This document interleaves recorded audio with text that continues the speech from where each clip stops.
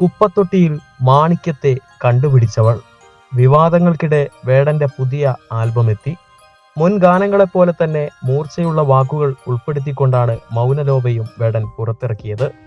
വിവാദങ്ങൾക്കിടെ wrapper വേടൻ എന്ന കിരൺദാസ് മുരളിയുടെ ആദ്യ ലവ് സോങ് റിലീസ് ചെയ്തു.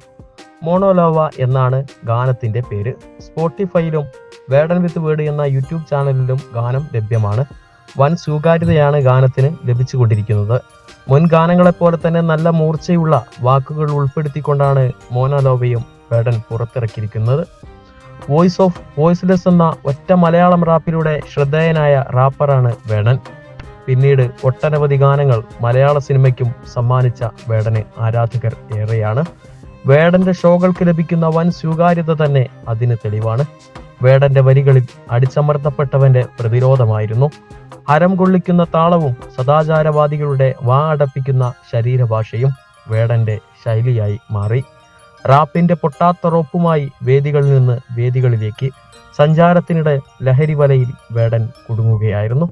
കഴിഞ്ഞ ദിവസം പുലിപ്പല്ല് കേസിൽ കോടതിയിലേക്ക് കൊണ്ടുപോകുന്നതിനിടെ തന്റെ പുതിയ ആൽബം ഇന്ന് റിലീസ് ചെയ്യുമെന്ന് വേടൻ പറഞ്ഞിരുന്നു.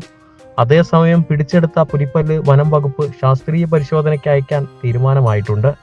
വേടന്റെ ഇൻസ്റ്റഗ്രാം ചാറ്റുകളിലും പരിശോധന നടത്തും. യഥാർത്ഥ പുലിപ്പല്ല് എന്നറിയില്ലായിരുന്നു എന്ന വേടന്റെ മൊഴി വനം വകുപ്പ് വിശ്വാസത്തിലെടുത്തിട്ടില്ല.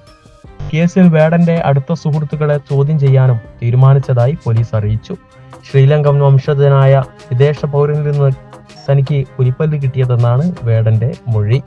തൃശൂരിലെ ജ്വല്ലറിയിൽ വെച്ചാണ് ഇത് രൂപമാറ്റം വരുത്തി മാലയ്ക്കൊപ്പം ചേർത്തതെന്നും വേടൻ വനം വകുപ്പിനോട് പറഞ്ഞിട്ടുണ്ട്.